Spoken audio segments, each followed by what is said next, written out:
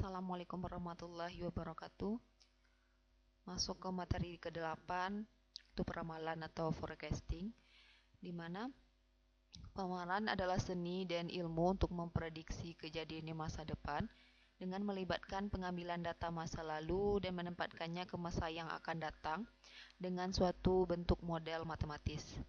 Nah, bisa dilihat bahwa peramalan ini menggunakan data masa lalu untuk menguraikan kejadian yang akan terjadi di masa depan. Maksudnya gimana? Berarti menggunakan contohnya penjualan, menggunakan data penjualan masa lalu untuk meramalkan penjualan di masa yang akan datang.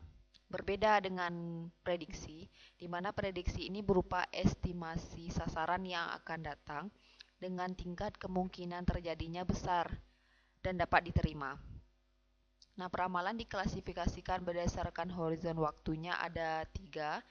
Peramalan jangka pendek, di mana ini mencakup waktu hingga 1 tahun paling tinggi. Namun, umumnya peramalan jangka pendek ini terdiri dari 0 hingga 3 bulan.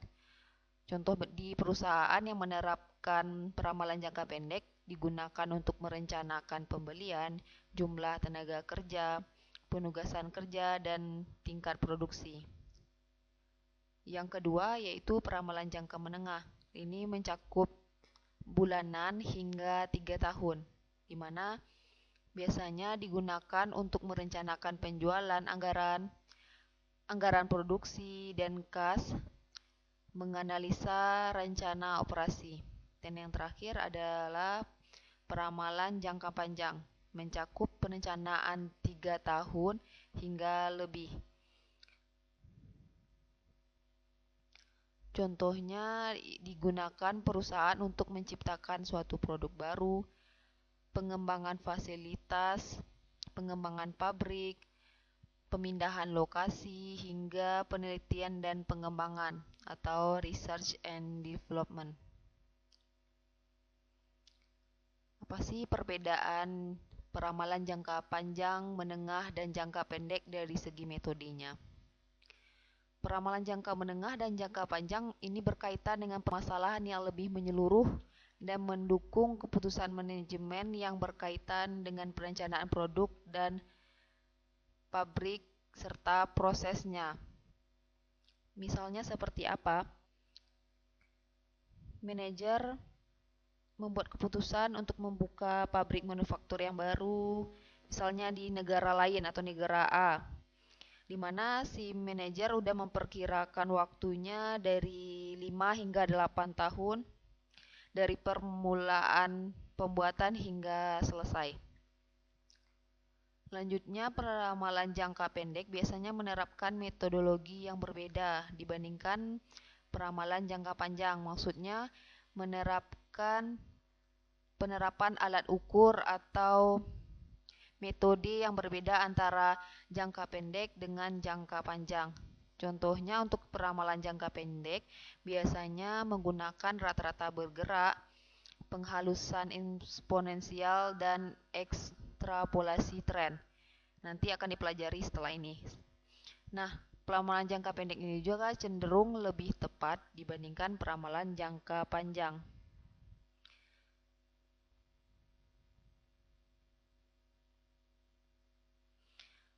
Kenapa dibilang peramalan jangka pendek lebih akurat daripada yang jangka panjang? Karena faktor-faktor yang mempengaruhi permintaan setiap harinya mungkin berubah-ubah. Maka peramalan yang dilakukan setiap minggu, bulan, atau 3 bulan itu lebih akurat dibandingkan jangka panjang yang meramalkan dari 3 tahun sampai lebih. Kita masuk ke jenis peramalan. Jenis peramalan ini ada 3.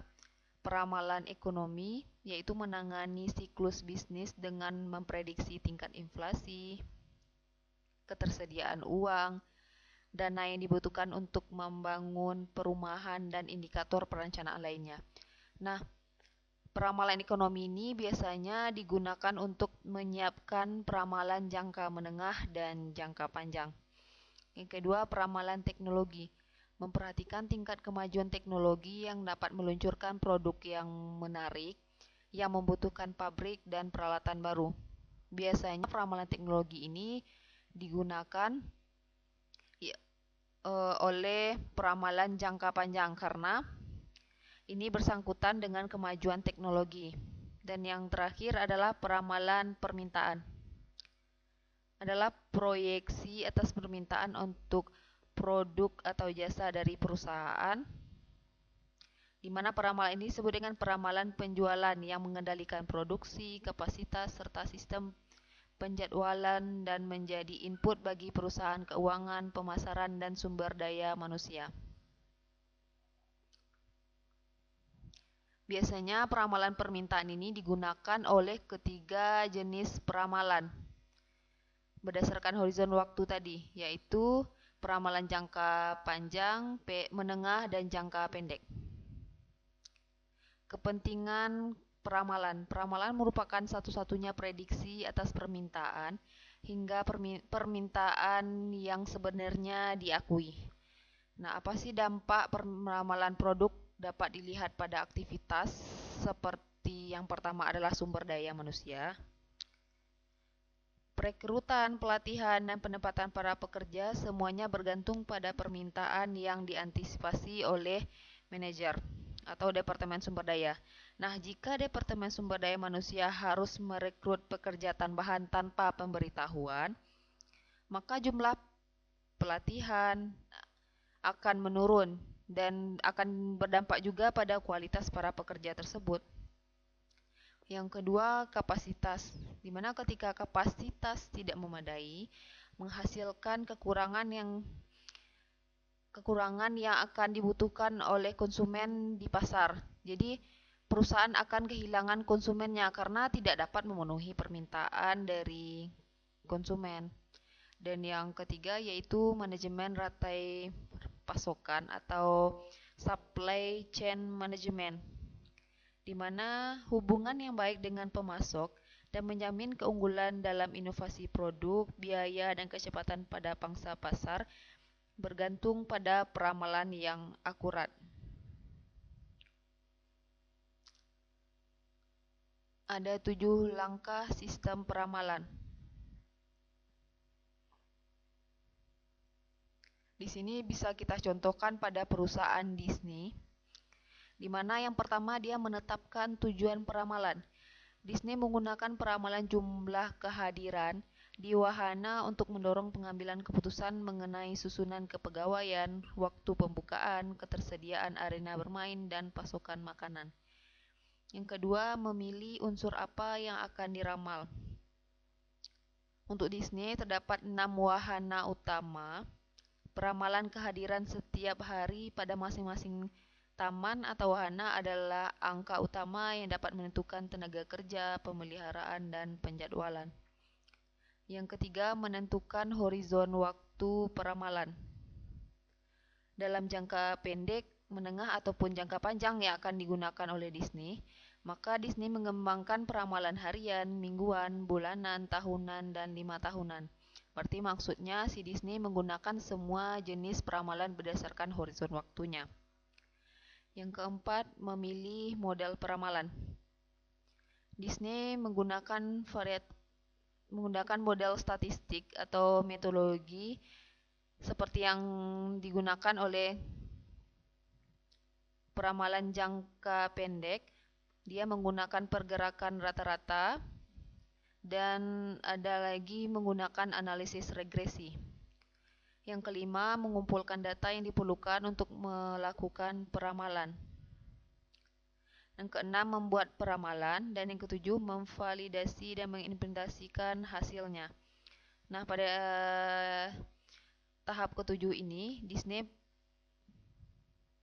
melakukan peninjauan ulang harian pada level tertinggi untuk memastikan bahwa model, asumsi, dan data adalah valid. Pendekatan dalam peramalan. Ada 2 jenis pendekatan dalam peramalan. Yang pertama, peramalan kuantitatif, yaitu peramalan yang menggunakan satu atau lebih model matematis dengan data masa lalu dan variabel sebab akibat untuk meramalkan permintaan.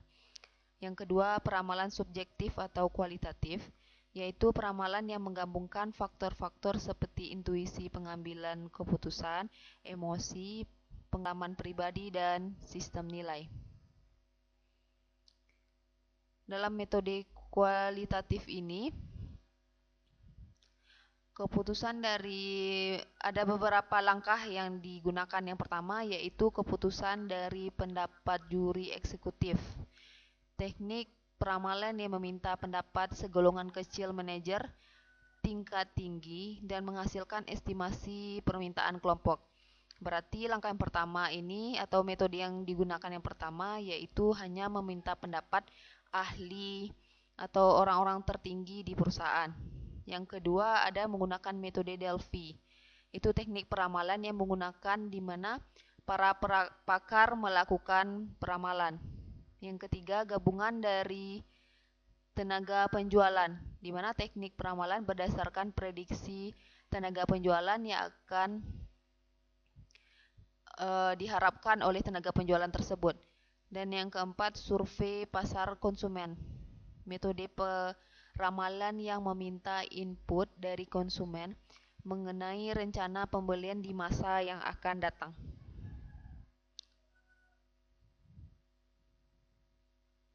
Yang kedua yaitu metode kuantitatif. Ini metode yang biasa digunakan untuk peramalan daripada metode kualitatif tadi. Nah, kuantitatif ada 5 dengan menggunakan pendekatan Knife, rata-rata bergerak, penghalusan eksponensial, proyeksi tren, dan regresi linear. Kelima ini dibagi atas 2 model. Yang pertama itu model time series dan yang kedua yaitu model asosiatif. Time series itu apa? Yaitu teknik peramalan yang menggunakan sekumpulan data masa lalu untuk melakukan peramalan. Sedangkan asosiatif yaitu menggabungkan variabel atau faktor yang mungkin mempengaruhi kuantitas yang sedang diramalkan.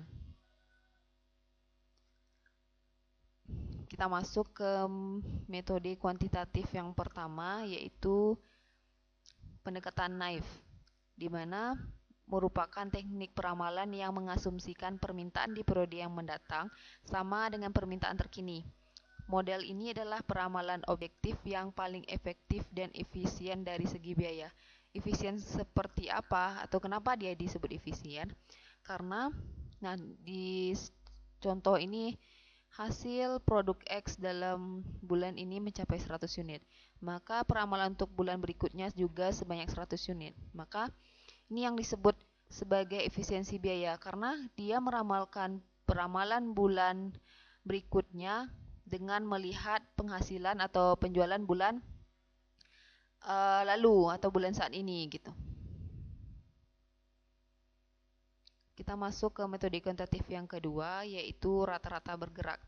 Merupakan metode peramalan yang menggunakan rata-rata dari sejumlah n data terkini untuk meramalkan periode mendatang. Rata-rata bergerak bergabung jika kita dapat mengasumsikan bahwa permintaan pasar akan stabil sepanjang masa yang akan diramalkan. Nah, untuk rumusnya, rata-rata bergerak sama dengan sigma permintaan N periode sebelumnya dibagi dengan N. Kita langsung aja masuk ke contoh. Maksudnya rata-rata bergerak 3 bulan ini dicontoh. Data di sini adalah data penjualan tahun 2019. Berarti untuk peramalan yang dilakukan bulan Januari ini telah dilakukan pada bulan Desember tahun lalu karena dia mengambil data 3 bulan yang lalu. Berarti untuk Januari dia mengambil data Desember, November, dan Oktober. Nah, kenapa di sini kita langsung masuk ke bulan keempat? Karena sama seperti pernyataannya bahwa dia mengukur rata-rata bergerak ini 3 bulanan. Berarti bulan keempat diukur dengan menggunakan data 3 bulan yang lalu. Berarti bulan April diukur dengan data bulan Januari, Februari, Maret dibagi dengan 3. 3 ini adalah data 3 bulanannya.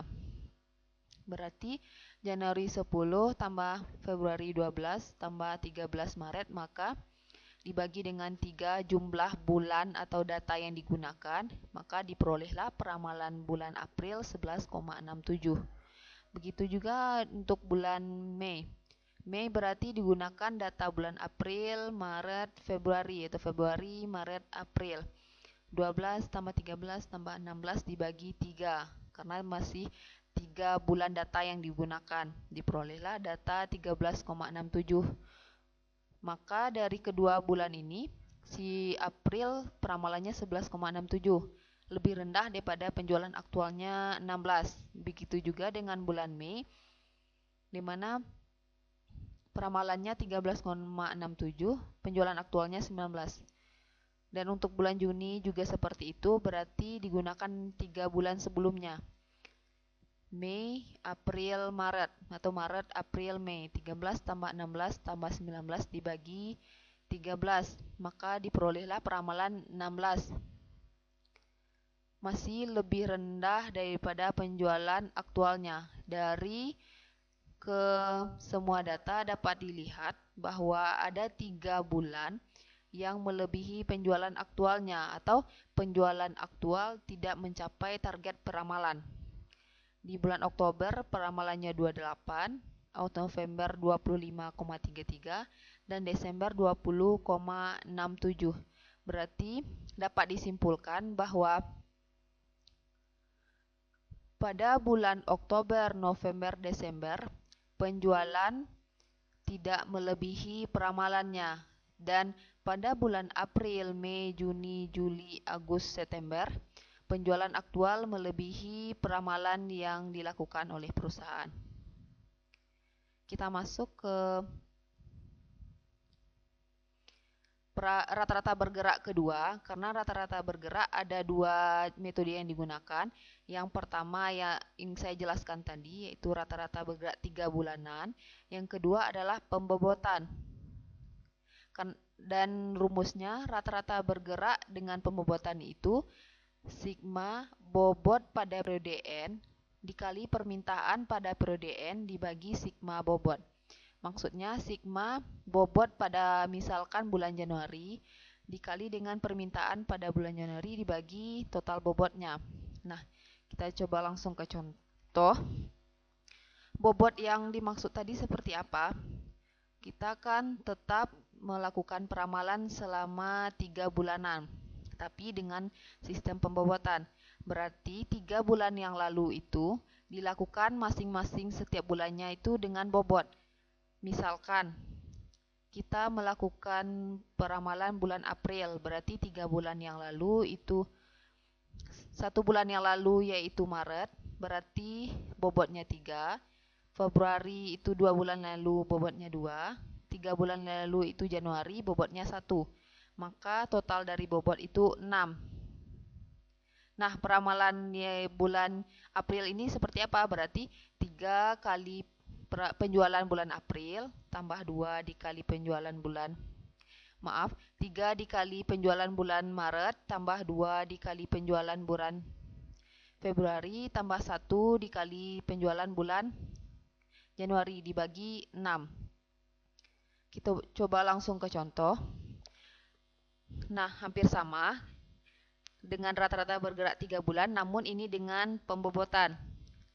April seperti yang saya jelaskan tadi, 3 dikali bulan Maret 13 tambah 2 dikali bulan Februari 12 tambah 1 dikali bulan Januari 10 dibagi total bobotnya 6, maka diperolehlah peramalan bulan April 12,17.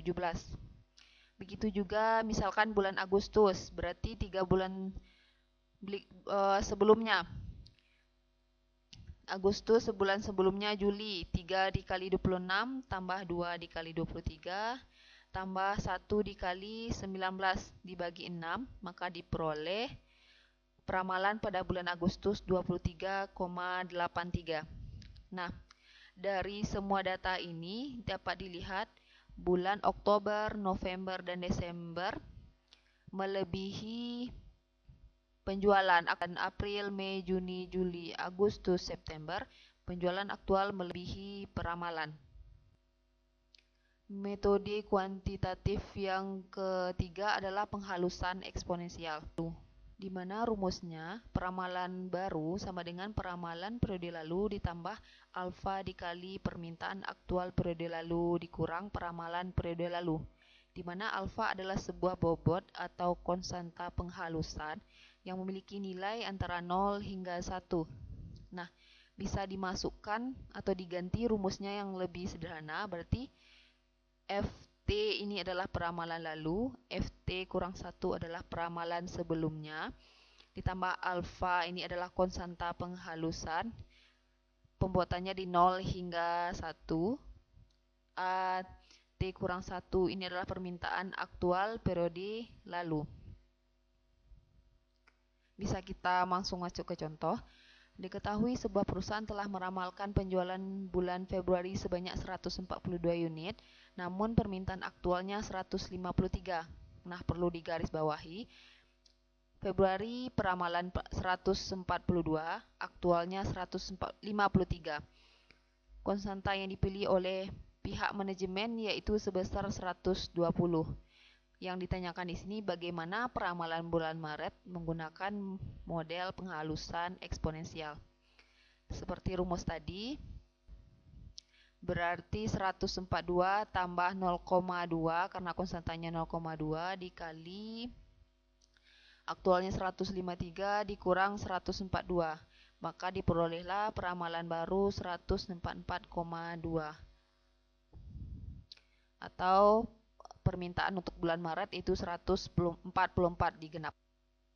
Kita masuk ke metode kuantitatif yang keempat, yaitu proyeksi tren.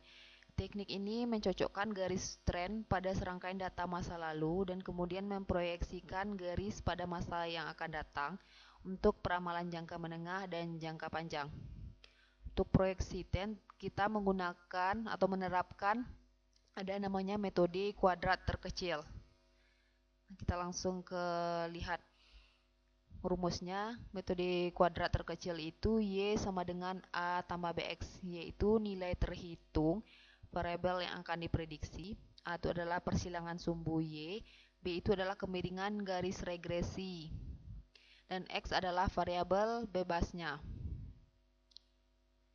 Dimana untuk mencari A dan B ini bisa dipakai rumus untuk B, sigma XY dikurang N dikali X bar dikali Y bar dibagi dengan sigma X kuadrat dikurang N dikali X bar dikuadratkan, dan untuk A, Y bar dikurang B dikali X bar.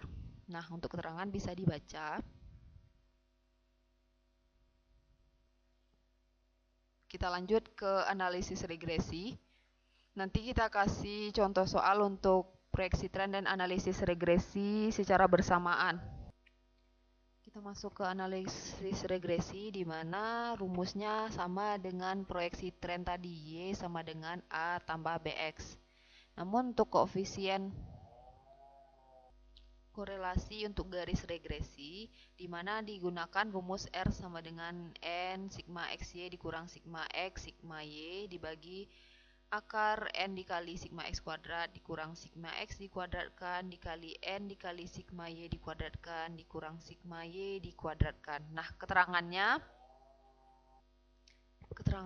sama dengan analisis regresi dan tren untuk rumus ini ya. Kita langsung masuk ke contoh.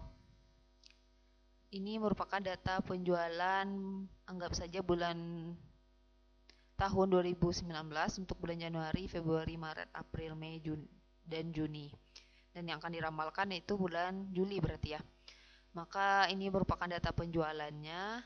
Ini upah dari karyawannya. Maka hitunglah proyeksi tren dan koefisien korelasi untuk garis regresi. Berarti data-data yang perlukan kita cari dulu. Yang udah diketahui di soal berarti X dan Y-nya. Maka dicari karena di sini dibutuhkan X kuadrat dan Y kuadrat. maka dicari X kuadratnya. X kuadrat 11 ya, berarti X kuadrat 1 kuadrat 1, 3 kuadrat 9. Kita lanjut Y kuadrat, berarti 2 kuadrat 4, 3 kuadrat 9. Lanjut yang dibutuhkan di sini sigma XY, berarti X dikali Y, 2 dikali 1, 2, 3 kali 3, 9, dan seterusnya. Maka diperolehlah total Y atau penjualan 15, X-nya 18, total X kuadrat 80, Y kuadrat 39,5, dan XY-nya 51,5 dengan